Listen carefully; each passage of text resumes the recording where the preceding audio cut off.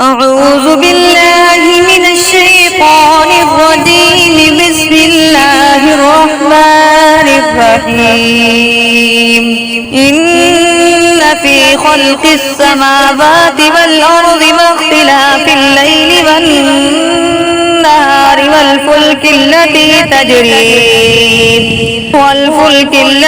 تجري في البحر بما ينفع الناس وما أنزل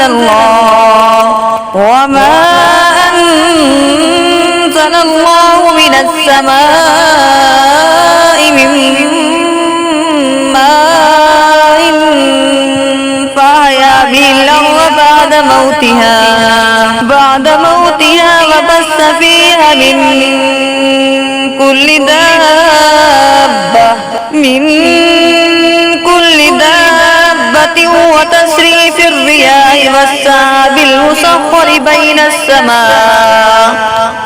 بين السماء والأرض لآيات لقوم يعقلون. ومن الناس من يتخذ من دون الله أندادا يحبونهم كحب الله والذين آمنوا أشد حبا لله ولو يرى الذين ظلموا إذ يرون العذاب أن القوة لله جميعا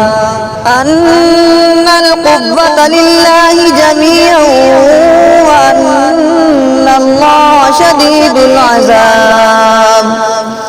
استبرأ الذين اتبعوا من الذين اتبعوا ورأوا العذاب وتقطعت بهم الأسباب. وقال الذين اتبعوا لو أن لنا كرة فنتبرأ منهم كما تبرأوا منا كذلك يريهم الله أعمالهم حسرات عليهم وما هم بخارجين من النار. صدقت يا رب العالمين.